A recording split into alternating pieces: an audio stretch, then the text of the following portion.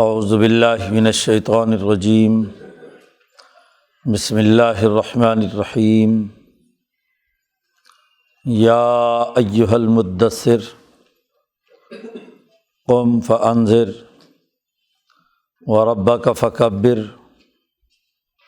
وثیابک فطہر والرجز فاہجر ولا تمنن تستکثر وَلِرَبِّكَ فَاصْبِرْ فَإِذَا نُقِرَ فِي النَّاقُورِ فَذَلِكَ يَوْمَئِذٍ يَوْمٌ عَسِيرٌ عَلَى الْكَافِرِينَ غَيْرُ يَسِيرٌ ذَرْنِي وَمَنْ خَلَقْتُ وَحِيدًا وَجَعَلْتُ لَهُ مَالًا مَمْدُودًا وَبَنِينَ شُهُودًا وَمَهَّدتُّ لَهُ تَمْهِيدًا ثُمَّ يَطْمَعُ أَنْ أَزِيدَ كَلَّا إِنَّهُ كَانَ لِآيَاتِنَا عَنِيدًا سَأُرْهِقُهُ صَعُودًا إِنَّهُ فَكَّرَ وَقَدَّرَ فَقُتِلَ كَيْفَ قَدَّرَ ثُمَّ قُتِلَ كَيْفَ قَدَّرَ ثُمَّ نَظَرَ ثم عبس وبصر ثم ادبر واستکبر فقال ان ھذا الا سحر یؤثر ان ھذا الا قول البشر صدق اللہ العظیم۔ یہ سورۃ المدثر کا پہلا رکوع ہے۔ یہ سورۃ مبارکہ بھی نازل ہونے والی ابتدائی صورتوں میں سے ہے۔ اس سورۃ مبارکہ میں پہلی دفعہ کافر اور منکر کا تذکرہ کر کے اس کے بنیادی اوصاف اور اس کی تعریف بیان کر دی۔ سورۃ العلق میں قومی انقلاب کا پروگرام بیان کیا گیا۔ سورۃ نون میں جو اس کے بعد نازل ہوئی، دوسری نازل ہونے والی سورت تھی، جس میں بین الاقوامی پروگرام واضح کیا گیا، اور دونوں صورتوں میں اس بات کا اعلان کیا گیا ہے کہ جو انسانیت اور خدا کا دشمن ہے اس کو کڑی سخت سزا دی جائے گی۔ سورۃ العلق میں کہا تھا کہ ہم اگر یہ باز نہیں آتا تو اس کے بالوں سے پکڑ کر گھسیٹ لیں گے۔ لنصفعن بالناصیہ۔ اور سورۃ نون میں کہا تھا کہ سنسمہ علی الخرطوم، اس کی متکبرانہ ناک کو ہم زمین پر رگڑیں گے، داغ لگائیں گے، ذلیل اور رسوا کریں گے، اس لیے کہ یہ مالدار ہے، مال و دولت پر اتراتا ہے، تکبر اور غرور کرتا ہے۔ تیسری سورت سورۃ المزمل تھی، جس میں نبی اکرم صلی اللہ علیہ وسلم کو حکم دیا جا رہا ہے کہ یہ قرآن حکیم پر پوری توجہ اور رات کی تنہائیوں میں اس پر غور و فکر کی ضرورت ہے، اس لیے آدھی سے زائد رات اس سے کم یا زیادہ اس پر توجہ دے کر اس کی تلاوت کی جائے، اس پروگرام کو راسخ کیا جائے۔ ایک نئی انقلابی بات ہے، نیا انقلابی پیغام ہے، تو جب تک اس پر توجہ نہ کی جائے، رتل القرآن ترتیلا، اس وقت تک یہ انقلاب اور اس کے مقاصد اور تقاضے سمجھ میں نہیں آ سکتے۔ پچھلی صورت میں قرآن حکیم پر ایمان لانے والی جماعت کی ذمہ داریاں بیان کی گئی تھیں کہ داخلی طور پر ہر آدمی کو کون کون سے کام کرنے ہیں۔ اس صورت میں واضح کیا تھا کہ خود قرآن حکیم کی تلاوت کرو،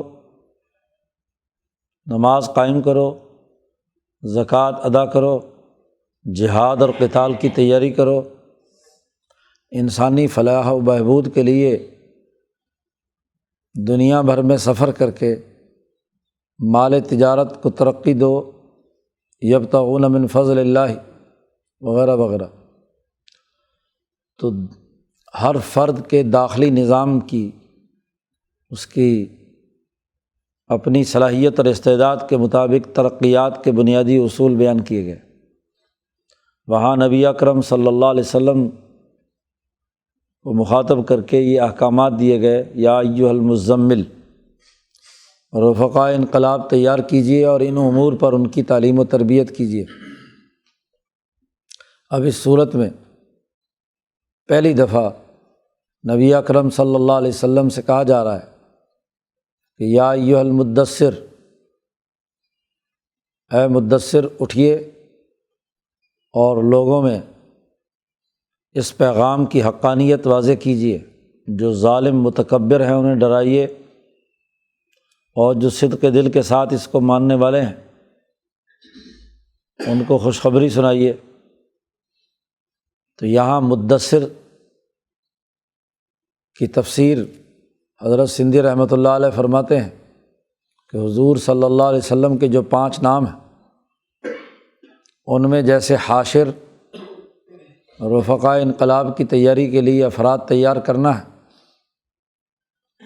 ایسے ہی مدثر یہ حضور صلی اللہ علیہ وسلم کے 5 ناموں میں سے جو بخاری اور موطا میں روایت موجود ہے، 5 نام حضور نے خود اپنے بیان فرمائے ہیں کہ میرے 5 نام ہیں، جن میں ایک الماحی، ظلم اور کفر کو مٹانے والا۔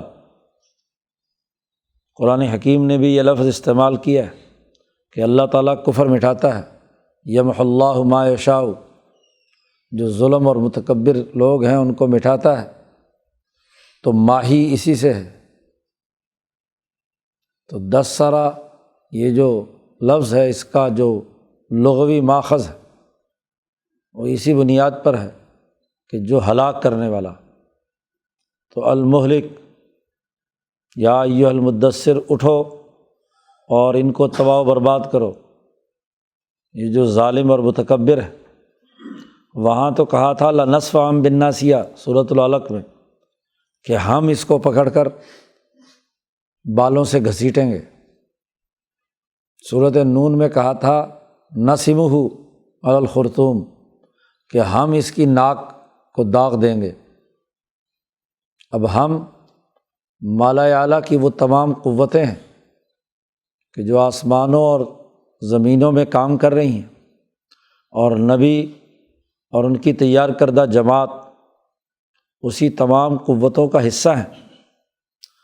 جب فرشتے اللہ کے حکم سے کام کرتے ہیں اور انبیاء اور ان کے متبعین فرشتوں کی طرح اللہ کے احکامات کے غلبے کے لیے کردار ادا کرتے ہیں، تو ان تمام کی اجتماعی طاقت کو قرآن حکیم جمع کے صیغے سے استعمال کرتا ہے کہ ہم یہ کریں گے، ہم یہ کریں گے۔ اب وہ جو اللہ کا حکم ہے مالا اعلیٰ کا، اب وہ نبی اکرم صلی اللہ علیہ وسلم کو دیا جا رہا ہے کہ آپ اس ہم میں شریک ہوں، ہمارا حصہ دار بنیں، اٹھیے۔ وہ ہلاکت خیزی جو اللہ تبارک و تعالیٰ نے جس کا فیصلہ کیا ہے کہ ظلم اس دنیا پر بہت بڑھ چکا ہے، ظلم و تکبر ہے۔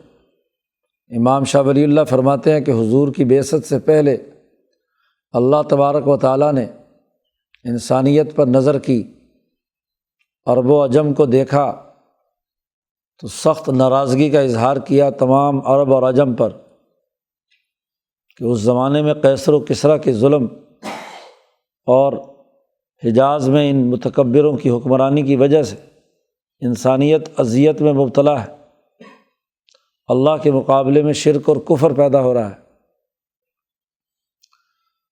تو ان بڑے بڑے طاقتور حکمرانوں کو سزا دینے کے لیے اللہ نے نبی اکرم صلی اللہ علیہ وسلم کو دنیا میں بھیجا، ظلم کا نظام ختم کرنے اور عدل قائم کرنے کے لیے۔ تو پچھلی صورتوں میں ذات باری تعالیٰ نے اپنے فرشتوں کی اجتماعیت کا تذکرہ کیا،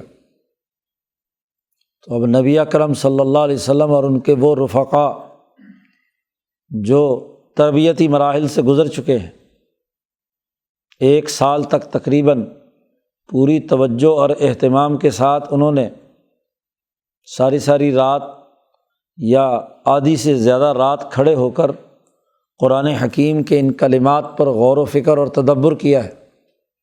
یہی صورتیں بار بار پڑھی ہیں، اتنی صورتیں نازل ہوئی تھیں، انہی کے پڑھنے کا حکم دیا گیا ہے، فقرؤ ما تیسر من القرآن۔ تو جتنی دفعہ بھی تلاوت کرتے تو اس کے وسیع ترین معانی اور مفاہیم ان پر کھلتے، اور اس کے جہاں جہاں اثرات مرتب ہو سکتے تھے وہ ان کے ذہن اور دل و دماغ میں راسخ ہوئے، سر تا پاؤں اب اس میں رسوخ حاصل کر چکے ہیں۔ جسم کا انگ انگ، جسم کی روح کا ایک ایک حصہ قرآنی ان صورتوں کے رنگ میں رنگا جا چکا ہے۔ اس لیے نبی اکرم صلی اللہ علیہ وسلم سے کہا جا رہا ہے، اٹھیے، ہلاک کیجیے، انہیں مٹانے کے لیے منصوبہ بندی کیجیے۔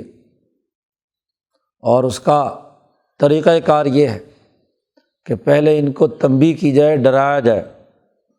ایک دم کسی ظالم اور متکبر پر حملہ کر دینا، دشمن پر حملہ کر دینا، یہ کوئی مسئلے کا حل نہیں ہے۔ سب سے پہلے تو انسانیت کو راہ ہدایت پر لانا ہے۔ اس لیے جو باز نہیں آ رہے ان کو ڈرائیے، شاید کہ ان کے دلوں پر اثر پیدا ہو جائے، اور جو دوسرے لوگ ہیں انہیں دعوت دیجیے کہ ان تک بات پہنچ جائے۔ جو سلیم الفطرت ہیں ضرور آپ کی بات قبول کریں گے۔ انسانیت کو مٹانے کا بھی اللہ نے فیصلہ نہیں کیا۔ ان کے کرتوتوں کی وجہ سے جو قیامت آ کر انسانیت کی تباہی کا راستہ بن رہا تھا، تو اس تباہی کے راستے کو روکنے کا طریقہ کار آپ کے ذریعے سے دنیا میں لایا گیا ہے۔ اس لیے وہ جو قیامت بالکل قریب تھی، اس قیامت کو دور دھکیل دیا نبی اکرم صلی اللہ علیہ وسلم نے اپنی جد وجہد سے۔ تو یہاں بقائے انسانیت کا سوال ہے، یہ ہلاکت خیزی بقائے انسانیت کے لیے۔ انسانیت کے جسم میں جو کینسر بن چکا ہے اس کو کاٹ کر پھینکنا ضروری ہے، ورنہ یہ زہر انسانیت میں سرایت کر گیا تو پوری انسانیت کی تباہی بربادی کا باعث بنے گا۔ اس لیے یا ایھا المدثر، اے ہلاک کرنے والے، المہلک الکفر، کفر کو ہلاک کرنے والے، ظالم اور متکبروں کو صفحہ ہستی سے مٹانے والے، قیصر و کسریٰ کا خاتمہ کرنے والے، حجاز کے فرعون ابو جہل کا خاتمہ کرنے والے، یا جس آدمی کا آگے تذکرہ کیا ہے ولید ابن مغیرہ، اس کا ختم کرنے والے، اٹھیے، قم فانذر، انہیں ڈرائیے۔ حضرت سندھی رحمۃ اللہ علیہ فرماتے ہیں کہ امام شاہ ولی اللہ دہلوی رحمۃ اللہ علیہ نے دین اسلام کے تمام اعمال کی جو اخلاقی بنیادیں متعین کی ہیں وہ 4 ہیں۔ ان میں اہم ترین جو تمام اخلاق کی جامع ہے وہ ملکہ عدالت یا خلق عدالت ہے۔ تو یہاں سب سے پہلے اسی خلق کا تذکرہ کیا گیا۔ عدل کا تقاضا یہ ہے کہ جو مجرم ہو اس کو اس کے جرم کی نشاندہی کر کے اس کو توبہ کا موقع دیا جائے، باز آ جائے وہ اپنے ظلم اور تکبر سے۔ اچانک حملہ کر کے کسی کو سزا دینا بغیر جرم بتائے ہوئے، یہ عدل و انصاف کے تقاضوں کے منافی ہے۔ سب سے پہلا کام یہی ہے کہ اس کو تنبیہ کی جائے، ظلم سے روکنے کی کوشش کی جائے۔ رک جائے تو بہت اچھی بات، نہ رکے تو پھر اگر کینسر کی صورت اختیار کر گیا ہے تو اسے کاٹ کر پھینک دیا جائے۔ تو سب سے پہلا خلق بیان کیا، قم فانذر، اٹھیے اور ڈرائیے۔ قرآن حکیم نے دوسری جگہ پر پھر کہا، انذر عشیرتک الاقربین، کہ ڈرائیے اپنے قریبی رشتہ داروں کو۔ سب سے پہلے آپ کا جو عشیرہ، جو آپ کی برادری، آپ کا قوم، آپ کے قریبی ترین رشتہ دار ہیں، 10 بڑے جو قریبی ہوتے ہیں وہ عشیرہ ہے۔ عام طور پر جو انسان کے ماں باپ کی طرف سے یا بیوی کی طرف سے رشتہ دار ہوتے ہیں تو 10 بڑے بڑے جو رشتہ دار ہیں کم از کم ان کو ضرور ڈرائیے۔ تو یہ پھیل کر پھر پورے قبیلے اور برادری پر لفظ عشیرہ استعمال کیا جاتا ہے۔ تو 10 بنیادی رشتے جو وجود میں آتے ہیں اس کی بنیاد پر عشیرہ کہا۔ تو قریبی ترین جو عشیرہ ہے، خاندان ہے، اسے ڈرائیے۔ نبی اکرم صلی اللہ علیہ وسلم پر جب یہ آیات نازل ہوئیں تو اس کا پورا پس منظر بھی امام بخاری نے حضرت عائشہ صدیقہ کی روایات کے تناظر میں بیان کیا ہے۔ وحی الہی کیسے نازل ہوئی اس پر ایک طویل حدیث لائے ہیں۔ تو ایک وقفے کے بعد 1-2 سال کے بعد جو آیات نازل ہوئی ہیں وہ یہی آیات ہے۔ خود نبی اکرم صلی اللہ علیہ وسلم نے فرمایا کہ میں غار حرا سے واپس آ رہا تھا، آسمان کی طرف میں نے کوئی آواز سنی تو میں نے نظریں بلند کر کے اوپر دیکھا تو وہی فرشتہ جو غار حرا میں مجھے ملا تھا ایسی کرسی پر بیٹھا ہوا ہے جس نے پورا آسمان کا افق گھیرا ہوا ہے۔ اسے دیکھ کر مجھ پر خوف اور لرزہ طاری ہو گیا اور میں بے ہوش ہو کر گر گیا۔ ہوش آیا تو میں اٹھ کر گھر پہنچا اور چونکہ اس خوف کی وجہ سے جسم پر سردی محسوس ہو رہی تھی، اس لیے نبی اکرم صلی اللہ علیہ وسلم نے حضرت خدیجہ سے کہا دثرونی دثرونی، یہ نسائی کی روایت میں الفاظ ہے کہ مجھے چادر اڑاؤ چادر اڑاؤ۔ تو دثار اوپر کی چادر کو کہتے ہیں۔ تو ایک آیت جو مفہوم کلی رکھتی ہے اس کے بہت سے افراد ہو سکتے ہیں۔ یہ واقعہ بھی اس کے ذیل میں، اور جو الماحی کی نسبت سے ہلاکت خیزی وہ بھی اس کے لغوی معنی اور مفہوم میں داخل۔ تو نبی اکرم صلی اللہ علیہ وسلم کو کہا گیا کہ اٹھیے، قم فانذر، یہی آیات نازل ہوئیں۔ 4 بنیادی اخلاق ان کا یہاں تذکرہ کیا گیا کہ جن مقاصد کے لیے آپ کو کردار ادا کرنا ہے، پوری دنیا میں بین الاقوامی جد و جہد اور کوشش کرنی ہے، ان میں سب سے پہلا کام انذار ہے، جس کا آخری نتیجہ عدل و مساوات کا نظام قائم کرنا ہے۔ دوسرا وربک فکبر، اخبات الی اللہ کا حکم دیا گیا کہ اپنے رب کا نام بلند کیجیے، اس کی بڑائی بیان کیجیے، تیرا رب ہے۔ بہت ہی غور و فکر اور تدبر کے ساتھ ان آیات کا مطالعہ کیا جائے تو اس کے وسیع تر معانی اور مفاہیم کھلتے چلے جاتے ہیں۔ تیرا پالنے والا رب، نقص سے نکال کر کمال تک پہنچانے والا، کمزوری اور ضعف سے نکال کر طاقت اور قوت دینے والا، ظلم کے نظام کو تباہ و برباد کرنے اور عدل و انصاف کے قیام کے لیے آپ کو تیار کرنے والا رب ہے۔ تو جس رب نے آپ کی اپنی ربوبیت تکوینیہ اور ربوبیت تشریعیہ کی بنیاد پر تربیت کرنا چاہتا ہے تو اس رب کے نام کی بلندی کے لیے کردار ادا کیجیے۔ کبر، تکبیر پڑھیے، اس کی بڑائی کا اعلان کیجیے۔ تکبیرات وہ نماز کی بھی ہیں اور جہاد کا نعرہ تکبیر بھی ہے، جو غزوہ احد کے موقع پر نبی اکرم صلی اللہ علیہ وسلم نے حکم دے کر لگوایا۔ جب ابو سفیان نے احد میں حبل کی بڑائی کا اعلان کیا تو نبی اکرم صلی اللہ علیہ وسلم نے فرمایا اس کا جواب دو۔ تو اس کا جواب دیا گیا، اللہ اکبر۔ اسی طرح جب خیبر فتح کرنے کے لیے آپ تشریف لے گئے، اللہ اکبر، خربت خیبر، اللہ بہت بڑا ہے، خیبر تباہ و برباد کر دیا گیا، یہودیوں کا وہاں سے خاتمہ کیا گیا، ان کی سیاسی طاقت توڑ دی گئی۔ تو کبر، نعرہ جہاد بھی اور نعرہ نماز بھی، دونوں کا حکم دیا جا رہا ہے، دونوں اخبات الی اللہ کا تقاضا ہے۔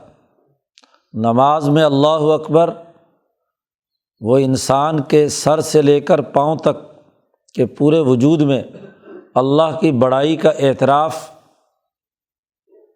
پیدا کرنا ہے، اور یہی اللہ اکبر جب جہاد کے اور دشمن کے مقابلے میں قتال کی صورت میں لگایا جاتا ہے تو دشمن کے پورے نظام کو ختم کر کے اللہ کی حکمرانی قائم کرنے کا اعلان۔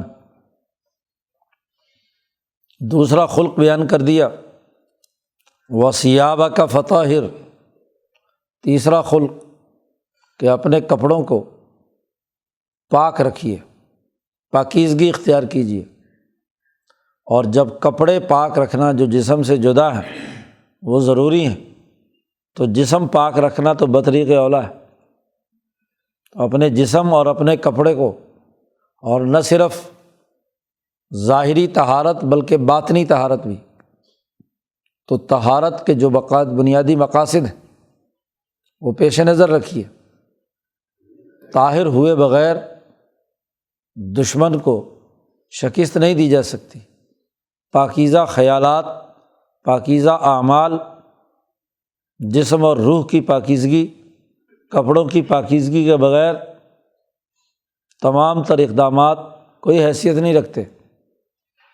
اس لیے خلق طہارت کا ذکر کیا گیا۔ وَالرُّجْزَ فَاہْجُرْ، سماحت نفس بیان کی گئی۔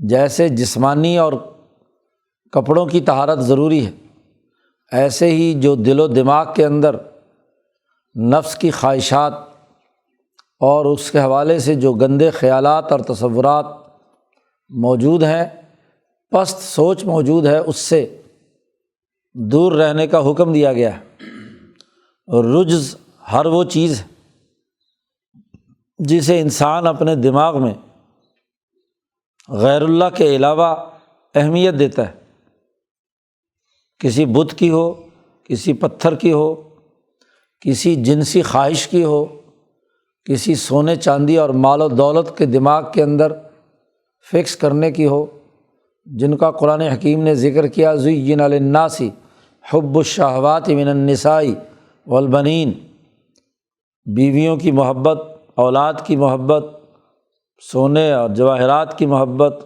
گھوڑوں اور سواریوں کی محبت۔ اس کے لیے بڑا جامع لفظ امام شاہ ولی اللہ دہلوی نے سماحت نفس استعمال فرمایا ہے۔ سماحت نفس یہ ہے کہ انسان اپنے نفس کو ایسی بلندی کے مقام پر لے جائے کہ وہ پست چیزوں کی طرف متوجہ نہ رہے، بس ضرورت کی حد تک رہے۔ امام شاہ ولی اللہ نے اس کی مثال دی کہ انسان کو مثلاً بھوک لگی ہے تو انسان کی توجہ اور خیال میں کھانا ضرور آتا ہے، پیاس لگی ہے تو پانی پینے کا تقاضا پیدا ہوتا ہے، تو پانی پینے کے بعد پی لیا ایک آدمی نے، ضرورت پوری کر لی، تو جو سمیح النفس ہے اس کو دوبارہ پانی کا خیال بھی نہیں آئے گا، کیونکہ ضرورت تھی پوری ہو گئی۔ لیکن جو اس کی ضد شحیح النفس ہے، احضرت الانفس الشح، انسانی نفوس میں شح، بخل، چیزوں کے ساتھ دلی لگاؤ، یہ حیوانیت کا تقاضا ہے۔ پانی پینے کے بعد بھی پانی پینے کی خواہش کا پیدا ہونا، یا اس سے کوئی بہتر پانی، کوئی شربت، کوئی لذیذ چیز آ گئی تو فوری طور پر وہ بھی چڑھا لی، تو یہ سماحت کے خلاف بات ہے، کیونکہ پیٹ میں جتنی پانی کی گنجائش تھی یا ضرورت تھی وہ تو آپ کے جسم نے خود ظاہر کی اور آپ نے اس کے مطابق اور مناسب پانی پی لیا۔ یا غذا کی ضرورت ہوئی اور آپ جو روزانہ روٹین میں کھانا کھاتے ہیں، 1 چپاتی 2 چپاتی 2 بھی 4 جو بھی کھاتا ہے آدمی، پیٹ بھر گیا تو اس کے بعد بھی پھر بھی خواہش رہے جی، تو یہ سماحت نفس کے خلاف بات ہے۔ سمیح النفس انسان اس سے اوپر اٹھے، بھائی ضرورت پوری ہو گئی، دوسرے کام کرے جو اس کی ذمہ داریاں ہیں، خدا پرستی اور انسان دوستی کے دوسرے کاموں کی طرف متوجہ ہو۔ اب کھانا کھانے کے بعد بھی اگر دل کسی اور مزید لذیذ چیز کھانے کے چکر میں پڑا ہوا ہے تو کام کیا کرے گا؟ حریص ہے، لالچی ہے۔ بیوی گھر میں موجود ہے پھر بھی دوسری عورتوں کے پیچھے بھاگتا پھرتا ہے، تو یہ شحیح النفس ہے، سمیح النفس نہیں ہے۔ تو اس کے اندر بلندی ہونی چاہیے۔ سماحت نفس کا تقاضا عفت بھی ہے، سخاوت بھی ہے۔ مال ضرورت کے لیے تھا، آپ نے اپنی ضرورت پوری کر لی، آپ کے پاس وافر مال ہے، تو کوئی ضرورت مند آ جائے تو آپ اس پیسے سے دل لگا کر نہ رکھیں، بلکہ اس ضرورت مند کی ضرورت پوری کریں۔ یہ سماحت نفس ہے، سخاوت نفس ہے۔ اور آپ کی ضرورت پوری ہو چکی ہے، آپ کے استعمال کا سے فالتو ہے، اور دوسرا آدمی ضرورت مند ہے، پھر بھی بخل سے کی بنیاد پر آپ پیسے جوڑ جوڑ کر رکھتے ہیں کہ ہائے اگر یہ پیسے جیب سے نکل گئے تو دل پھٹ جائے گا۔ دل میں سرمایہ اور دولت کی ایسی محبت کا پیدا ہونا کہ اجتماعی ضرورت کے تقاضے کے موقع پر بھی وہ خرچ نہ کرے، یہ سماحت نفس کے خلاف بات ہے۔ یہی شح، یہی بخل۔ اس لیے سماحت نفس کے بہت سارے پہلو ہیں جن میں سخاوت بھی ہے، عفت بھی ہے، باقی جو تقاضے ہیں کھانے پینے کے وہ بھی ہیں۔ اس لیے شاہ صاحب نے فرمایا کہ جو سماحت نفس والا انسان ہے وہ گری پڑی چیز کی طرف توجہ نہیں کرتا، جو پست چیز ہے، جس کے اندر یہ وصف نہیں ہوتا، وہ ہر چھوٹی سے چھوٹی چیز پر اس کی جان نکل رہی ہوتی ہے۔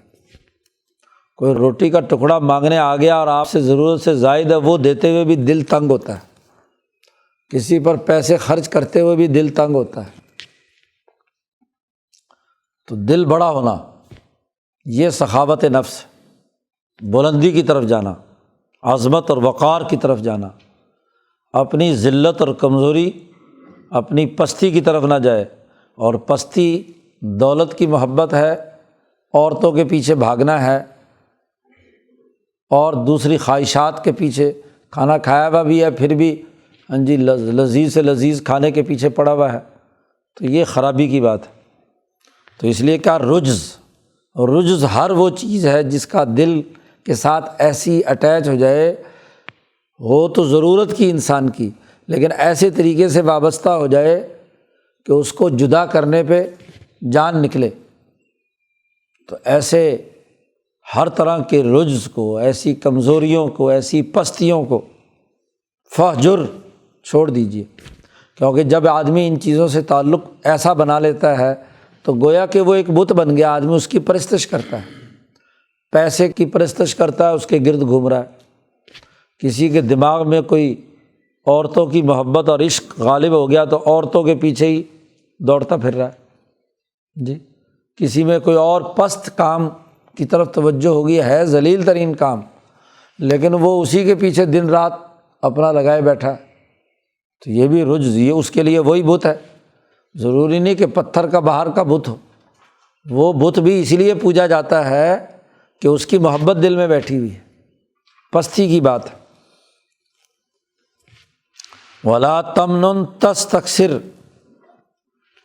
اور سماحت نفس کے خلاف یہ بھی بات ہے کہ کسی پر کوئی احسان کیا جائے، بالفرض آپ نے کسی کی ضرورت پوری کی،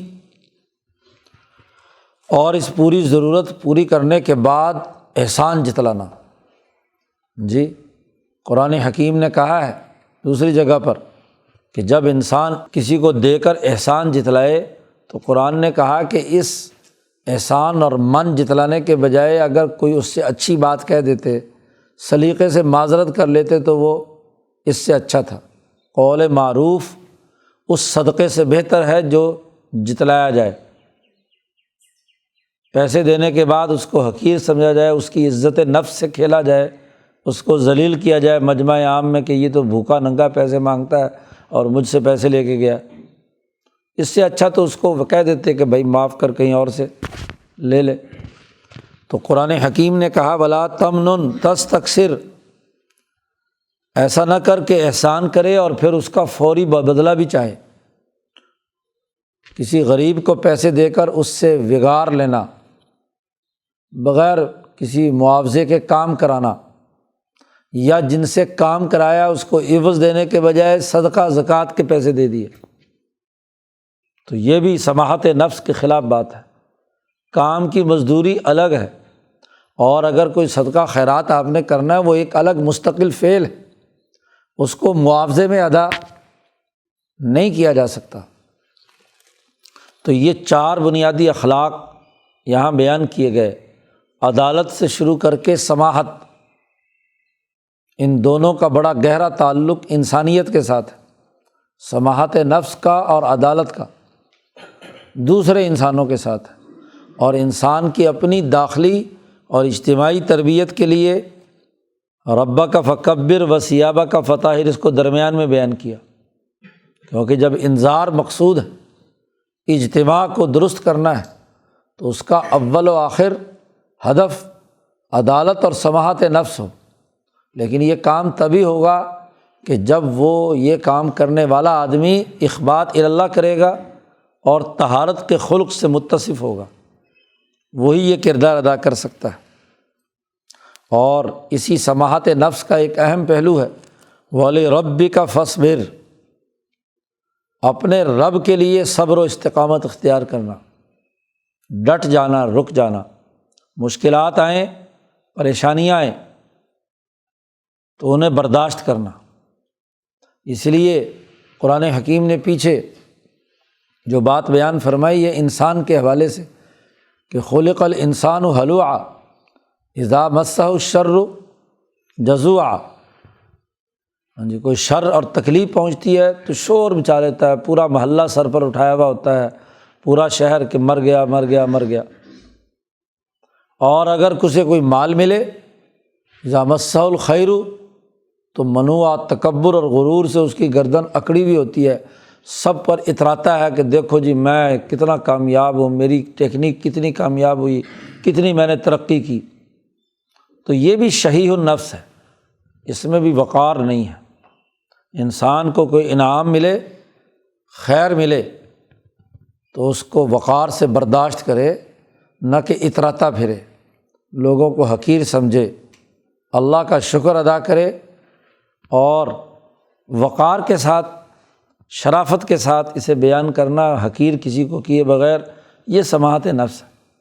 اور اگر کوئی تکلیف آئی ہے تو مصیبت کا اظہار کرنا، شور شرابہ مچانا، سیاپا کرنا، پنجابی میں اسے کہتے ہیں شور شرابہ، رونا پیٹنا، یہ نہیں، بلکہ وقار کے ساتھ برداشت کرے کہ مشکلات آیا کرتی ہیں، چیلنجز ہیں، ہوا کرتے ہیں، لیکن میں ان کو ضرور ان کا مقابلہ کروں گا۔ یہ ہے صبر۔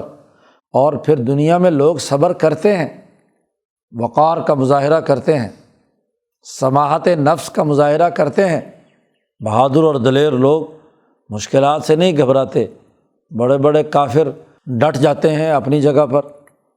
ابو جہل بھی وہی تھا جو اپنے کفر پر ڈٹ گیا، اپنے کفر پر سنے استقامت اختیار کی، لیکن لرب کا نہیں تھا، رب کے لیے نہیں تھا، جاہ پرستی کے لیے، حکومت برقرار رکھنے کے لیے، جی مفاد پرستی کے لیے۔ تو بڑا جامع جملہ فرمایا کہ رب کے لیے، جس نے آپ کی پرورش کی، آپ کو پالا بڑا کیا، نظریہ دیا، شعور دیا، تو اس اعلیٰ مقصد کے لیے صبر و استقامت اختیار کرنا۔ اور اگر اعلیٰ مقصد کے لیے صبر نہ ہو تو وہ تو ضد ہے، وہ تو جہالت ہے، اس سے بڑی جہالت کیا ہوگی جی۔ اب ابو جہل بھی مرتے وقت بھی گردن کٹ رہی ہے تو اس کی استقامت کا حال دیکھیے، کہتا ہے گردن نیچے سے کاٹنا، اور تاکہ گردنیں جب رکھی جائیں تو پتہ چلے کہ یہ سردار کی گردن کسی کمزور کی نہیں ہے۔ پستی نفس اس میں نہیں تھی، سماحت نفس تھی، لیکن یہ سماحت مال کے لیے تھی، حکمرانی کے لیے تھی، تکبر کے لیے تھی۔ بلندی نفس تھا لیکن رب کے لیے نہیں تھا، نہ انسانیت کے لیے تھا۔ تو یہاں کہا لربک فاصبر، اپنے رب کے لیے صبر و استقامت اختیار کریں۔ ہر مصیبت جھیلی جائے، وقار کا مظاہرہ کیا جائے، بلندی نفس کا اظہار کیا جائے، لیکن اپنی ذات کے لیے نہیں، اپنے رب کے لیے، اللہ تبارک و تعالیٰ کے لیے۔ یہاں تک قرآن حکیم نے ان بنیادی اخلاق کو مختصر اور بڑے نپے تلے جامع جملوں میں بیان کر دیا کہ اٹھیے اور یہ کام کیجیے۔ یہ انذار کیوں ضروری ہے؟ ہر آدمی کو ان اخلاق کو، خاص طور پر مسلمان، اسے یہ اپنانے کیوں ضروری ہیں؟ ایک انسان کو یہ بنیادی اخلاق اپنانے اس لیے ضروری ہیں کہ فَإِذَا نُقِرَ فِي النَّاقُورِ، جس دن انسان کی روح قبض ہونی ہے، نقرہ فی الناقور، کھوکھلی چیز بجنے لگے گی۔ حضرت شیخ خالد نے ترجمہ کیا کہ یہ جو کھوکھلا ڈھانچہ ہے، اس کے اندر ایک روح ہے، یہ جب پھڑ پھڑانے لگے گی، روح قبض ہوگی، تو جو موت کا وقت، قرآن کہتا ہے فذالک یومئذ یوم عسیر، یہ دن بہت ہی مشکل دن ہوگا، لیکن کن پر؟ کافرین پر۔ فذالک یومئذ یوم عسیر، بڑا ہی تنگ دن ہوگا، علی الکافرین غیر یسیر، جو ان چاروں اخلاق کے دشمن ہے اور منکر ہیں، ان کا انکار کرتے ہیں، پستی نفس اختیار کر رہے ہیں، ظلم کرتے ہیں، اللہ کی بڑائی بیان کرنے کے بجائے اپنی بڑائی یا اپنے بتوں کی بڑائی کا اعلان کرتے ہیں، طہارت کے بجائے نجاست اور گندگیوں میں مبتلا ہے، کپڑے بھی ناپاک، جسم بھی ناپاک، روح بھی ناپاک، بد اخلاقیوں کا معاملہ کر رہے ہیں۔ وہ دن ان کے لیے بڑا سخت ہوگا۔ پیچھے قرآن حکیم نے مختلف مواقعوں پر بیان کیا کہ جب فرشتے روح قبض کرنے کے لیے آئیں گے تو کافروں کے ساتھ کیا سلوک کریں گے جی۔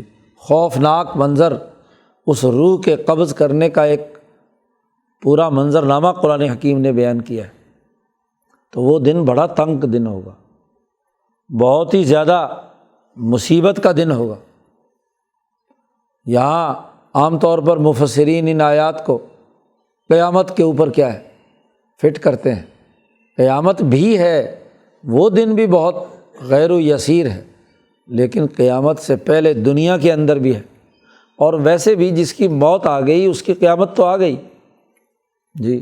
جب آدمی مر گیا تو فقط قامت قیامت ہو، اس کی قیامت تو شروع ہو گئی۔ تو انسانوں کو جھنجھوڑا ہے کہ اٹھو اور ان اخلاق کو اپناؤ، اور اگر تم اس کا کفر اور انکار کرو گے تو پھر اس دن تمہارے لیے بڑی مصیبت اور تنگی ہوگی۔ تو جب ناقور بجے گا تو تمہارا ناقور تو بج گیا، ایک تو وہ بجنا ہے سور، ناقور کا پھونکا جانا، جو تمام انسان جو اس وقت زندہ ہوں گے ان کو فنا کرنے کے لیے، جو پہلے سے مر چکے ہیں وہ تو پہلے ہی مرے ہوئے ہیں۔ تو سور پھونکا جانا، جب یعنی کوئی اعلان ہوتا تھا، وہ ایک عربی میں ناقور کہتے ہیں کہ وہ ایک سینگ جس کے اندر ایک باریک سا سوراخ اس کی نوک پر، اور پورا کا پورا کھوکھلا کر لیا جاتا تھا۔ تو جب اعلان کرنا ہوتا تھا تو وہاں سے جب بولتے تھے تو آواز پھیلتی تھی۔ تو سور پھونکنا یہ ہے نقرہ فی الناقور۔ تو جس آدمی کی موت آئی اس کا سور تو پھونکا گیا، اس کے لیے تو فرشتے نے اعلان کر دیا کہ نکال لو اس کی روح۔ تو یہ دنیا میں جو موت کا واقعہ ہونا ہے ہر انسان کا، اور جو اجتماعی طور پر پورا کرۂ زمین پر قیامت کا برپا ہونا ہے، یہ ایک ہی بات کے کئی افراد ہیں، تو کوئی جھگڑے کی بات ایسی نہیں ہے۔ ذرنی ومن خلقت وحیدا، قرآن حکیم کا انداز اور اسلوب یہ ہے کہ جب پیچھے کہا کہ کافروں پر یہ دن بڑا سخت ہوگا، ان اخلاق اربع کے منکر اور انکار کرنے والوں کا یہ دن بڑا مشکل ہوگا، تو کفر کی ایک مثال بیان کی جا رہی ہے۔ ان چاروں اخلاق کا دشمن فرد، چونکہ بات سمجھانی ہے، محض آفاقی اصول بیان کرنا تو مطلب نہیں ہے، مطلب تو یہ کہ اپنے گرد و پیش کی چلتی پھرتی ہوئی مثال دے کر کفر کی حقیقت واضح کی جائے، تاکہ لوگوں کو تنبیہ ہو اور وہ اس کو دیکھ کر سمجھ لیں کہ یہ کفر ہے۔ عام آدمی کا اتنا اونچا دماغ نہیں ہوتا کہ وہ ان اخلاقیات کی فلسفی کو اور اس کی علمی وجاہت کو سمجھ سکے۔ اس کے سامنے تو انسانوں کی چلتی پھرتی مثالیں بڑا اچھا تجربہ اور مشاہدہ ہوتا ہے، اور اس کی بنیاد پر بات بڑی اچھی طریقے سے سمجھ میں آتی ہے۔ تو قرآن حکیم نے وہاں مکے کے ایک ظالم اور متکبر جو غیر سمیع بھی تھا، طہارت بھی نہیں تھی، عدالت بھی اس میں نہیں تھی، اور اخبات الی اللہ بھی نہیں تھا، چاروں باتیں اس میں نہیں تھیں، اس کا ایک نمونہ چلتا پھرتا ایک فرد اس کی نشاندہی کی۔ ولید ابن مغیرہ کی طرف یہ سارا اشارہ ہے۔ قرآن حکیم ایسے موقع پر فرد کا نام نہیں لیتا، یہ بھی نہ ہو کہ بعد والے سمجھیں کہ صرف اسی کے لیے یہ آیت نازل ہوئی تھی، تاکہ آفاقی قانون بھی برقرار رہے اور اس کو اس طریقے سے بیان کیا جائے کہ ہر دور کے انسان اگر اپنے اپنے دائرے میں ایسے چلتے پھرتے لاشوں کو دیکھ لیں، ایسے کافروں کو، ایسے متکبروں کو دیکھیں تو ان کو بات سمجھ میں آ جائے۔ تو ضرور ہر سوسائٹی میں، ہر قوم میں ایسے متکبر موجود ہوتے ہیں۔ تو قرآن حکیم نے کہا ذرنی، ذرا مجھے چھوڑیے۔ پیچھے کہا تھا اجمالی طور پر ذرنی والمکذبین اولی النعمہ، مالدار والے، نعمتوں والے، یہ انکار اور جھٹلانے والے، ان کو چھوڑیے، میں ذرا ان کا علاج کرتا ہوں۔ یہ جو انسان محاورہ استعمال کرتے ہیں، اسی تناظر میں اللہ نے کہا کہ آپ مجھے چھوڑیے کہ میں اس کا علاج کرتا ہوں۔ اللہ تبارک و تعالیٰ نے اس مثال کو بیان کرتے وقت قرآن حکیم میں اس فرد کا تذکرہ کرتے ہوئے کہا کہ دیکھو من خلقت وحیدا، میں نے اسے اکیلا پیدا کیا۔ یہ اپنے باپ کا اکلوتا بیٹا تھا۔ باپ مالدار ہو، پیسے جائیداد کا مالک ہو، اور اولاد ایک اکلوتا بیٹا ہو، ساری دولت باپ کی دولت کا، مال کا وہی اکیلا مالک ہو، تو سرمایہ پرستی گویا کہ کوٹ کوٹ کر اس میں بھر جاتی ہے۔ دولت کا ارتکاز ایک فرد کے اندر ہو گیا۔ تو من خلقت وحیدا، میں نے باپ کے ہاں اسے اکیلا پیدا کیا۔ پھر وجعلت لہ مالا ممدودا، میں نے اس کو مال دیا اور خوب پھیلا کر دیا۔ باپ کا مال بھی تھا، پھر خود ذہین اور سمجھدار ہے، تجارت کے گر آتے ہیں، تو مال پھیلا ہوا ہے، خوب نوکر چاکر ملازمین، دور دراز تک اس کا مال جا رہا ہے، شام، یمن، ادھر ادھر بین الاقوامی کاروبار اس کا پھیل رہا ہے، اور مال دن بدن دگنا تگنا چوگنا ہو رہا ہے، ممدود، پھیلاؤ اس کا۔ وبنین شہودا، اور پھر خود تو اکیلا پیدا ہوا تھا، لیکن جب بیٹے پیدا ہوئے تو 10 بڑے گبرو جوان بیٹے قداور، اور ایسے بیٹے جو شہودا، جو ہر وقت باپ کے لیے حاضر ہیں، بیٹے ہوں اور بیٹے باپ کو چھوڑ کر ادھر ادھر رہیں، تو باپ ہے اور 10 کے 10 بیٹے ہر وقت ہاتھ باندھے باپ کے سامنے کھڑے ہیں، جس کو جو حکم دیتا ہے وہ باپ کی بات مانتا ہے۔ شہود ہے، حاضر ہے۔ تو 11 کی ٹیم جس جگہ پر پہنچ جاتی ہے تو پورے برادری اور خاندان میں کہ یہ تو جی بڑی ٹیم آ گئی، اب باقی لوگ کون ہیں جو ان کے خلاف بولیں؟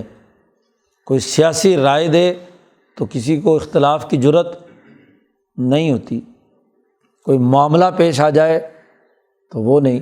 اور وہ 10 کے 10 کاروباری ذہن رکھتے ہیں مال پھیلانے میں، اور ان کو دور دراز کا سفر کرنے کی بھی ضرورت نہیں، ان کے ملازمین کا اتنا بڑا نیٹ ورک ہے کہ کسی کو شام جانے کی، کسی کو یمن جانے کی ضرورت نہیں ہے، کیونکہ غائب تو تبھی ہوں گے کہ جب وہ مال لے کر باہر جائیں، ہر وقت وہیں حاضر رہتے ہیں۔ کوئی عدالت کا موقع ہو، کوئی سیاست کا موقع ہو، وہاں حاضر ہیں، اور اس کے حاضر ہونے کی وجہ سے ان کے اندر اتنی سیاسی مہارت اور معاشی رعب پیدا ہو گیا کہ یہ نہیں کہ وہ 10 کے 10 کوئی ایسے کمڑے شملے سے ہیں، نہیں، وہ کسی بھی جگہ پر جائیں تو ان کی بات میں وزن ہوتا ہے، وہ لوگوں کا سامنا کرتے ہیں۔ اولاد تو ہو لیکن وہ لوگوں کا سامنا نہ کر سکے، چھپی چھپی شرمیلی سی گھر کے اندر ہر وقت گھسی ہوئی ہو، تو وہ کوئی اولاد ہے؟ اولاد تو وہ ہے جو دلیری اور بہادری کے ساتھ جس مجلس میں پنچایت میں جائے وہاں اپنی بات منوا کر آئے، دلائل کے ساتھ، شعور کے ساتھ، سمجھداری کے ساتھ۔ شہود ہر مجلس میں حاضر رہنے والے، کوئی اہم سیاسی میٹنگ، کوئی معاشی میٹنگ ایسی نہیں ہوتی جس کے اندر یہ نہ جائیں اور وہاں حاضر ہو کر اپنی مستقل رائے وہاں بیان نہ کریں۔ صرف لائی لاگ نہیں ہے کہ باپ نے کہہ دیا تو باپ کے پیچھے چل پڑے، باپ کے حکم کے تو پابند ہیں لیکن اپنی آزادانہ رائے اور سوچ اور عقل بھی استعمال کرتے ہیں۔ تو بنینا شہودا ومہدت لہ تمہیدا، اور میں نے اس کے لیے ہر طرح کی تیاری کر کے ساز و سامان ہر طرح کا اسے دے دیا۔ اب جس آدمی کے 10-11 بیٹے ہوں، بہادر دلیر ہوں، سیاسی طاقت رکھتے ہوں، تو انسان کو دنیا میں سیاسی طاقت اور وجاہت چاہیے کہ برادری میں، خاندان میں، حکومت میں اس کا اثر و رسوخ ہو، اور مال چاہیے، اور مال بھی خوب پھیلا دیا۔ تو ساری تمہیدات، ساری ہر چیز جو ساز و سامان دنیا کا چاہیے، کوئی ایسا نہیں ہے کہ اس کے پاس نہ ہو، مکمل نعمت اس کو دے دی، اولِ النعمہ کا وہ حامل۔ نبی اکرم صلی اللہ علیہ وسلم نے فرمایا کہ اگر کسی انسان کے پاس اپنا رہنے کا گھر ہو، اپنی سواری ہو جس پر وہ سفر کر سکے، اس کے گھر میں بیوی ہو جی، اور اس کے پاس خادم ہو، کھانے پینے کے لیے مال ہو، تو اس پر دنیا ٹوٹ کر برس چکی، دنیا کی کوئی نعمت، بنیادی جو نعمت ہے وہ اس سے محروم نہیں رہا۔ اب اس کا فریضہ ہے کہ ان تمام نعمتوں کی بنیاد پر خدا پرستی اور انسان دوستی کے لیے کردار ادا کرے، اللہ کے تعلق سے اللہ کے احکامات کو دنیا میں غالب کرنے کے لیے کردار ادا کرنا، یہ اس کا فریضہ ہے۔ اب وہ یہ بہانہ نہیں کر سکتا کہ میرے پاس تو جی رہنے کو مکان نہیں تھا، میرے پاس تو اپنی جنسی تقاضوں کی تکمیل کے لیے بیوی نہیں تھی، میرے پاس تو کیا ہے مال نہیں تھا کھانے پینے کے لیے، اس لیے میں فلاں کام میں مصروف تھا۔ نہیں، جس پر یہ تمام چیزیں مل گئیں تو دنیا پوری آ گئی۔ آپ کے پاس اپنا خادم ہے، بیوی ہے، اپنی سواری ہے، تو حضور نے فرمایا کہ اب مکمل چیزیں آپ کے پاس آ گئیں، یہ ہے حر، آزاد، کیونکہ جو غلام یا خادم ہے وہ تو بندہ محتاج ہے، تو آقا جو کہے گا، مالک جو کہے گا اسے کرنا پڑے گا، وہ اس کی اجازت کے بغیر دن میں کہیں آ جا سکتا نہیں۔ تو اس لیے وہ تو کہہ سکتا ہے کہ جی میں مجبور تھا کہ مجھے اجازت نہیں ملی، محتاج تھا اس لیے، لیکن جس پر یہ تمام نعمتیں آ گئیں وہ حر ہے، آزاد ہے، اور حر پر باقی انسانوں کو آزاد کرانے کی ذمہ داری عائد ہو گئی، دوسروں کو احرار بنانے، ان کے لیے ان کی غلامی گردن کو آزاد کرانے کے لیے، فک رقبہ، گردن چھڑانے کے لیے، غلامی سے نجات دلانے کے لیے، ان کو آزاد فرد بنانے کے لیے اس آزاد کی ذمہ داری اس پر عائد ہو گئی۔ تو میں نے اس کو ساری تمہیدات، سب جتنی ضروری چیزیں تھیں وہ دے دیں، یعنی قومی وقار بھی ہے، قومی حکومت میں اثر و رسوخ بھی ہے۔ بسا اوقات ابو جہل سے رائے کا اختلاف ہوتا تو یہ اپنے بیٹوں کے بل بوتے پر ابو جہل سے اپنی بات بنوا کر مکے کی حکومت میں اپنے تمام کردار ادا کرنے کی اہلیت رکھتا تھا، ولید ابن مغیرہ۔ مولانا سندھی فرماتے ہیں گویا کہ قومی نظام اس کا مضبوط تھا۔ پھر اس کے ساتھ ساتھ اس کا حال یہ تھا کہ یہ قیصر و کسریٰ کے درباروں میں نمائندہ بن کر جاتا تھا، وہاں بھی اس کی بڑی حیثیت تھی۔ تو اب اس کے دل میں لالچ تھا، یطمع ثم یطمع ان ازیدہ، کہ یہ جو قومی وقار ہے اس سے اوپر بڑھ کر میں بین الاقوامی لیڈر بھی مکے کا میں بنوں، نبی اکرم صلی اللہ علیہ وسلم کے مقابلے پر۔ اخلاق خراب ہیں، ان 4-5 اخلاق کا بنیادی منکر ہے، کافر ہے، اور ان بد اخلاقیوں کے ساتھ رہتے ہوئے اپنی ان قومی خرابیوں کو جو قریش نے وہاں پیدا کر دی تھی مکہ میں، اس کو بین الاقوامی یعنی دوسری اقوام کو فتح کرنے کے لیے خواہش رکھتا ہے۔ یطمع، اس کے دل میں خواہش ہے کہ ان ازیدہ، کہ میں اور مزید اس سے آگے بڑھوں۔ عام طور پر تو مفسرین صرف اتنی بات کہہ کر ختم کر دیتے ہیں کہ جی مال تھا، مزید مال کی خواہش رکھتا ہے۔ بھئی مزید مال دنیا میں کس مقصد کے لیے؟ مال کی معاشی طاقت سے دوسروں کو زیر کرنا مقصود ہوتا ہے۔ تو اب یہ چاہتا ہے کہ چونکہ مکے کا سب سے بڑا مالدار، سب سے بڑا سیاسی طور پر طاقتور فرد میں ہوں، تو بین الاقوامی انقلاب کے لیے قریشیوں کی بین الاقوامی حکومت کے لیے بھی مجھے ہی لیڈر بننا چاہیے، مزید مجھے بین الاقوامی قیادت کا حق پہنچے۔ تو قرآن حکیم نے یہ بات واضح کر دی کہ جس کی قومی سوچ میں یہ بد اخلاقیاں ہیں، چاروں کی ضد، تو وہ یہ خواہش رکھے کہ بین الاقوامی لیڈر بھی میں ہی بنوں گا۔ تو قرآن نے کہا کلا، ہرگز نہیں، ہرگز ایسا نہیں ہو سکتا۔ اب بین الاقوامی قیادت تو ان قریشیوں کے لیے ہوگی کہ جو ان اخلاق اربع کے مطابق ہوں گے، جی قم فانذر وربک فکبر وثیابک فطہر والرجز فہجر ولا تمنن تستکثر ولربک فاصبر۔ جو ان اخلاق کے حامل ہوں گے تو گویا کہ ان کے دلوں میں کل انسانیت سمائی ہوئی ہوگی، نسل پرستی، اپنا تکبر اور غرور، ذاتی خواہشات، مفادات۔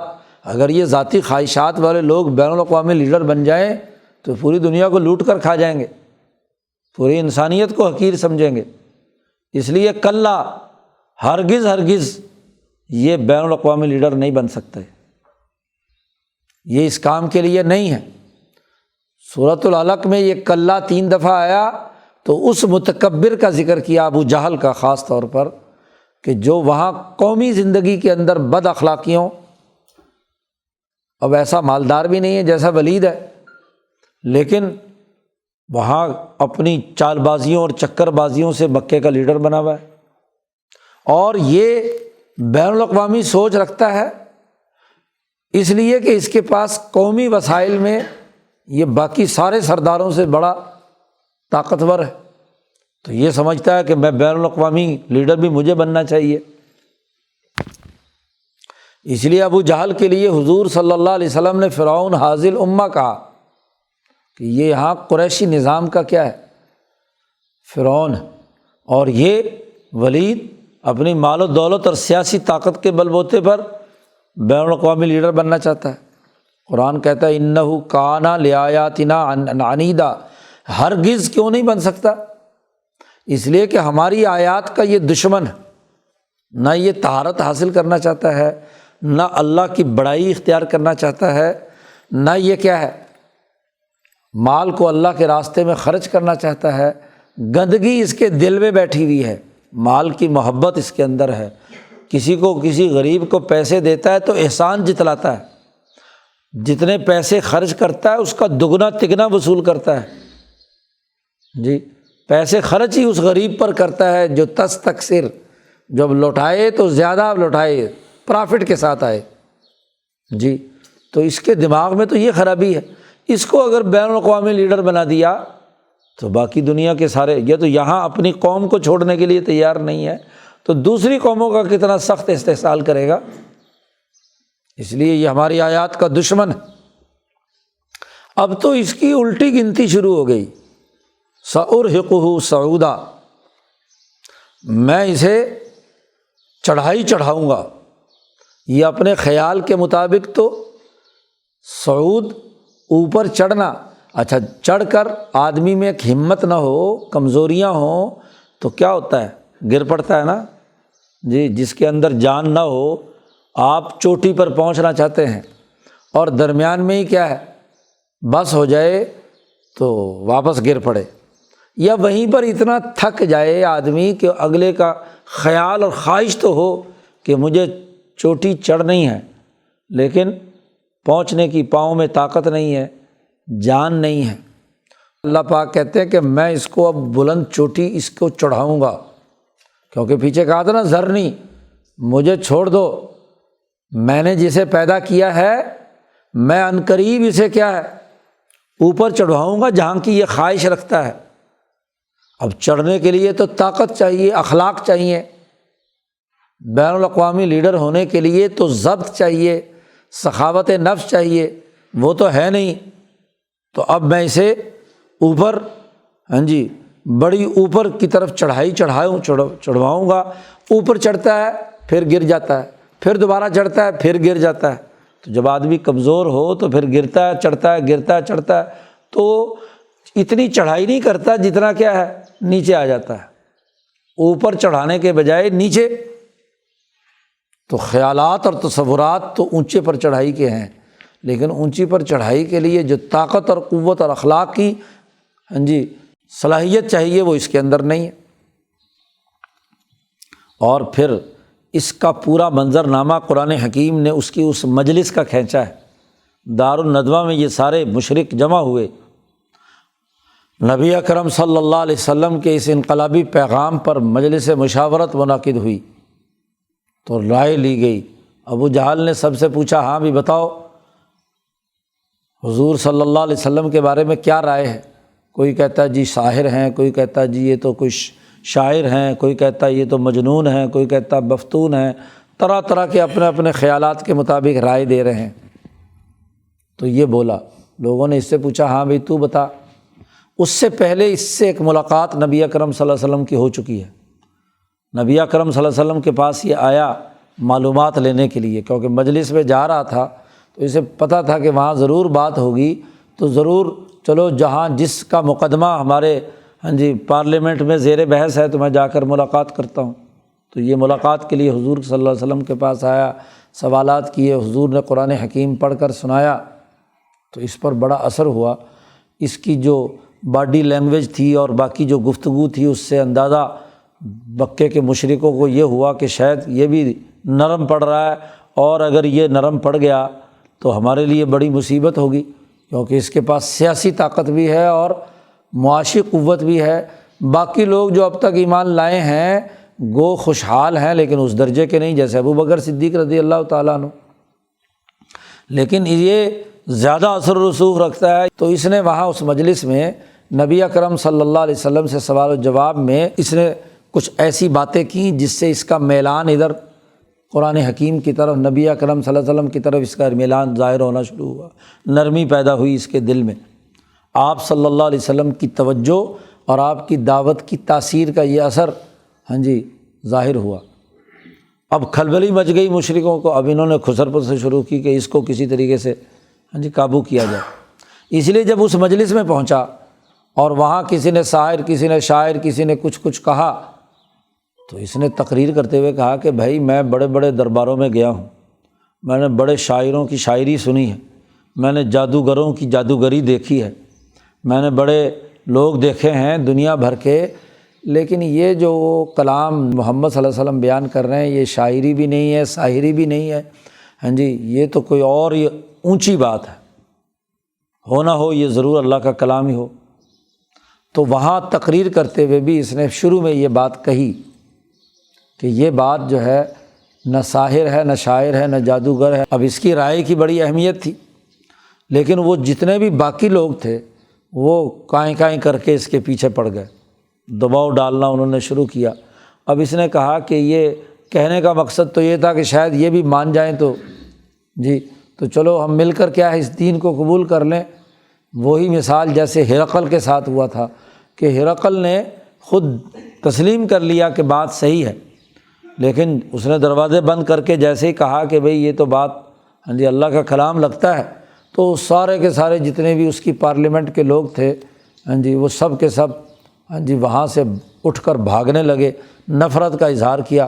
اس نے کہا یہ تو ساری کی ساری حکومت میری چودراہٹ ختم ہو رہی ہے، وہ تو بین الاقوامی ہاں جی دوسری قوم کا فرد ہے۔ اور بالکل یہی منظرنامہ یہاں ہوا کہ جب اس نے اس طرح کی کوئی نرم گفتگو کی تو باقی جو دارالندوہ کے شرکاء تھے ان میں کھلبلی بچ گئی، انہوں نے انتہائی نفرت اور غصے اور ہاں جی طرح طرح سے اس کے اوپر طعنے اور آوازیں کسنے شروع کر دیے، باتیں شروع کر دی ہاں جی کہ بس اتنی طاقت ہو کر، اتنے پیسے ہو کر، اتنا مالدار ہو کر تو ہاں جی اس طرح کی باتیں کر رہا ہے۔ تو اب دیکھا کہ قبیلہ جو ہے دوسری طرف جا رہا ہے، تو پھر اس نے بات بدلی۔ وہ جو بات بدلی ہے اس کا قرآن نے منظرنامہ کھینچا ہے۔ قرآن کہتا ہے انہ فکر وقدر۔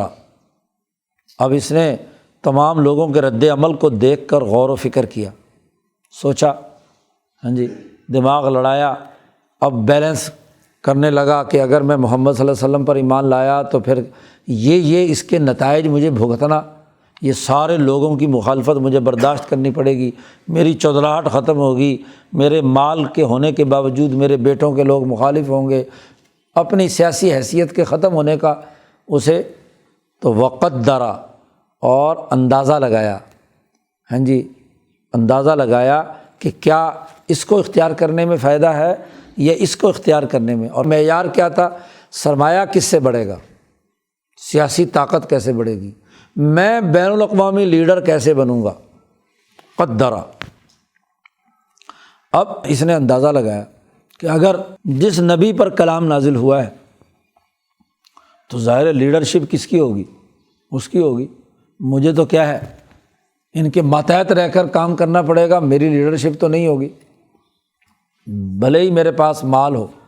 جیسے ابو جہل کی موجودگی میں سربراہ یہ نہیں ہے ابو جہل سربراہ ہے، مال اس کے پاس زیادہ، سیاسی طاقت اس کے پاس زیادہ، اولاد اس کے پاس زیادہ، لیکن یہاں بھی ابو جہل کے نیچے لگا ہوا ہے۔ تو اب اس کا خیال یہ کہ لیڈرشپ تو بین الاقوامی وہاں ہوگی، مجھے تو اس ابو جہل وغیرہ کو دبا کر بین الاقوامی لیڈر بننا ہے، تو اس گروپ میں رہو جو گروپ کیا ہو ذرا جی جس کو کنٹرول کیا جا سکتا ہو۔ تو اندازے لگائے اس نے اپنے سرمایہ پرستی کے تناظر میں۔ قرآن کہتا ہے فقتل کیف قدر، یہ قتل ہو جائے، مارا جائے، کیسے اندازے لگا رہا ہے، کس طرح کی ہاں جی بیلنس شیٹ تیار کر رہا ہے۔ اور چونکہ یہی لمحہ ہوتا ہے جب آدمی کے ساتھ دونوں طرح کے خیالات یلغار کر رہے ہوتے ہیں، تو فیصلہ کن قدم وہی ہوتا ہے جب آدمی ہاں جی دونوں باتوں کے درمیان فیصلہ کرنے کی پوزیشن میں ہوتا ہے کہ اندازہ لگا کر بتائے کہ ادھر کے یہ فائدے ہیں اس آپشن کو اختیار کرنے میں، اور اس آپشن کو یہ فائدے ہیں، پھر اس کے مطابق فیصلہ کرتا ہے کہ مجھے یہ اختیار کرنا ہے، یہ اختیار کرنا۔ اب نبی اکرم صلی اللہ علیہ وسلم کا کلام اس کے دماغ میں ہے، اس ملاقات کے اثرات موجود ہیں، پورے طریقے سے حجت اس پر تمام ہو چکی ہے، حقائق اس کے سامنے بیان ہو چکے ہیں، یہ جو اخلاقیات کی چاروں معیارات ہیں یہ آیات نازل ہو چکی ہیں، یہ حضور نے اس کو پڑھ کر سنائی ہیں، اس پر حجت تمام ہو چکی ہے، اور ادھر سے ابو جہل وغیرہ کا رد عمل سامنے آ رہا ہے، تو اندازہ لگاتے ہوئے جو غلطی کر رہا ہے یہی وہ غلطی ہے، مسٹیک ہے جو انسان کو ادھر لے جاتی ہے، یا وہی لمحہ ہوتا ہے اس لمحے کی خطا صدیوں کی سزا ہوتی ہے۔ قوموں کو اور انسانوں کو اور جماعتوں کو اسی لمحے میں فیصلہ کرنا ہوتا ہے کہ کدھر جانا ہے، یہ اس سرکل میں داخل ہونا ہے یا اس سرکل میں۔ تو یہ لمحہ اس کا انتہائی غلط فیصلے کا تھا، تو قرآن حکیم نے اس کے لیے ڈبل دو جملے لا کر کہا قتل کیف قدر، کیسے قتل ہو جائے کہ کیا اندازہ لگا رہا ہے۔ اس اندازے کی جو غلط کیفیت ہے اس پر ایک انسان کو، قرآن حکیم پڑھنے والے کو سوچنے کی طرف دعوت دی جا رہی ہے کہ اندازہ لگایا، کیسا غلط اندازہ لگایا۔ اور ثم قتل، تو چونکہ وہاں یو پی کی زبان میں یہ جملہ استعمال کیا جاتا ہے جب اس طرح کی کوئی فیصلہ کرنے والا ہو تو مارا جائیو، تو حضرت نے وہی جملہ ترجمہ شیخ الہند نے کیا۔ تو ہر زبان میں یہ جملہ استعمال کیا جاتا ہے جب آدمی غلط ڈیسیژن لے رہا ہوتا ہے تو اس وقت کہتے ہیں اس ڈیسیژن کے نتیجے میں مارا گیا جی، تو مارا جائیو، مر جائے، کیسا غلط فیصلہ کر رہا ہے، قتل ہو جائے، یا قتلا قتل کر دیا جائے، کہ کیسے اندازے لگا رہا ہے۔ چونکہ پہلے بات کر چکا تھا کہ یہ نہ شاعر ہے، نہ ساحر ہے، نہ جادوگر ہے، نہ فلاں ہے، نہ فلاں ہے جی، تو اب بات بدلنی ہے۔ ہاں جی، آپ فیصلہ کرنے کے وقت میں ہے کہ اب ابو جہل وغیرہ کا ساتھ دینا ہے، تو پھر ان کو دکھاوے کے لیے قرآن کہتا ہے ثم نظر، پھر اس نے پوری پارلیمنٹ پر جو دارالندوہ بیٹھی ہوئی تھی، وزیروں مشیروں کی، جو دارالندوہ میں لوگ تھے ان پر نظر دوڑائی، گویا کہ بڑے تدبر سے، مدبر آدمی ہے، بڑے سمجھداری سے ہاں جی صحیح فیصلہ کرنا ہے، اور نظر دوڑا کر لوگوں کو دیکھتے ہوئے حضور صلی اللہ علیہ وسلم کا جب نام یا آپ صلی اللہ علیہ وسلم کی حوالے سے گفتگو ہوئی تو ناک چڑھائی، آباسا، تیوری چڑھائی، اور وہ بسارا، اور منہ حضرت نے ترجمہ کیا تھتھایا جی۔ جب آدمی گو مگو کی کیفیت میں ہوتا ہے نا تو زبان تھت کرتی ہے، ورنہ اگر ایک ڈیسیژن ہو اور صحیح بات ہو، حق بات ہو تو پوری وضاحت کے ساتھ بیان کرتا ہے، گول مول سے جملے بولتا ہے، زبان بھی لڑکھڑا رہی ہوتی ہے۔ اب دل تو کہتا ہے کہ محمد صلی اللہ علیہ وسلم سچے ہیں، لیکن جسم کا مفاد اور دماغ کہتا ہے، اندازہ لگایا ہے دماغ نے کہ اس کے نقصانات زیادہ ہیں، تو دل اور دماغ کی جو کشمکش جاری ہے اس میں زبان سے صحیح جملے نکلنے کے بجائے زبان تھتھا رہی ہے جی، بسارا۔ اور پھر حضور کے حوالے سے تکبر اور غرور کا اظہار کرنے کے لیے اب صحیح اندازہ لگایا ثم ادبرا، پیٹھ پھیری، نفرت کے اظہار کے لیے، حضور سے نفرت کے اظہار کے لیے، اور واستکبرا، تکبر اور غرور کا مظاہرہ کیا۔ اور تکبر اور غرور کا مظاہرہ کرتے ہوئے جملہ دہراتا ہے وہاں پر، پہلے تو کہا تھا کوئی شاعر واعر نہیں، اب کہتا فقال، بولا ان ھذا الا سحر یؤثر، یہ نہیں ہے مگر ایسا جادو جو نقل در نقل چلا آ رہا ہے، یعنی پہلے لوگوں کا جو لوگ جادو کرتے چلے آ رہے ہیں، تو یہ وہی کوئی جادو ہے، یہ کوئی نیا پیغام یا کلام الہی نہیں ہے۔ ہاں جی، اب یہاں بظاہر چونکہ اس کی رائے کا بڑا وزن ہوتا تھا تو اس نے گویا کہ لوگوں کو سمجھا رہا ہے غور و فکر کے ساتھ کہ میں نے بڑی نپے تلی اور سوچ سمجھ کر رائے دے رہا ہوں کہ ہاں میں نے اب غور کر لیا، جو میں نے گویا کہ پہلے بات کہی تھی کہ یہ جادوگر نہیں ہے تو وہ غلط تھی، نہیں یہ جادو ہی ہے۔ اس لیے ہاں جی اس کو باقاعدہ نفی کے بعد اثبات کر رہا ہے، ان ھذا نہیں ہے یہ مگر یہ کہ جادو جو نقل در نقل چلا آ رہا ہے۔ اور پھر اگلے بڑی تاکید کے ساتھ، چونکہ پہلے کہہ بیٹھا تھا کہ یہ انسانی کلام نہیں ہے، یہ ضرور کوئی اللہ کا کلام لگتا ہے، تو پھر یہاں ہاں جی بظاہر ہاں جی ساری چیزیں منظرنامہ دیکھ کر کہتا ہے ان ھذا الا قول البشر، نہیں ہے یہ مگر انسان ہی کا قول، یہ کسی انسان کی گھڑی ہوئی بات ہے، یہ اللہ کا کلام نہیں ہے۔ کیونکہ اللہ کو اس حوالے سے تو مانتے تھے کہ اللہ کا کلام آ جائے تو پھر تو بات ماننی پڑے گی جی، تو یہ اللہ کا کلام نہیں، یہ بشر کا کلام ہے۔ تو یہ پورا اس کا جو انداز اور اسلوب تھا گفتگو کرنے کا اور دنیا کے ہر معاشرے میں جو متکبر، بد اخلاق اور کفر کے ان دائروں کے لوگ ہوتے ہیں، ان کا انداز اور اسلوب یہی ہوتا ہے کہ اپنی عقل کے مطابق وہ سمجھتے ہیں کہ اندازہ لگایا جائے، ہاں جی، دو چیزوں کے درمیان فائدے اور نفع نقصان کی، ہاں جی، دونوں آپشنوں پر غور کیا جائے اور پھر اس کے مطابق بظاہر فیصلہ کیا جائے، تو دنیا کے مفاد کے مطابق وہ فیصلہ کرتے ہیں۔ قرآن حکیم کہتا ہے، اللہ پاک فرماتے ہیں سأصلیہ سقر، اب جب اس نے یہ فیصلہ کر لیا، یہ ڈیسیژن لے لیا کہ یہ اللہ کے کلام کو قول البشر کہتا ہے اور اس کلام کو یہ سحر اور جادو کہتا ہے، تو اللہ پاک کہتے ہیں سأصلیہ سقر، عن قریب میں اس کو بھڑکتی ہوئی آگ میں ڈالوں گا۔ وما ادراک ما سقر، تمہیں کیا معلوم کہ سقر کیا ہے، آگ کیا ہے؟ تو یہاں سے آگ اور اس کے جو متعلقات ہیں وہ قرآن حکیم نے بیان کیے ہیں۔ انشاءاللہ یہ گفتگو کل کریں گے۔ اللہ تعالیٰ قرآن حکیم کو سمجھنے اور اس پر عمل کرنے کی توفیق عطا فرمائے۔ اللہ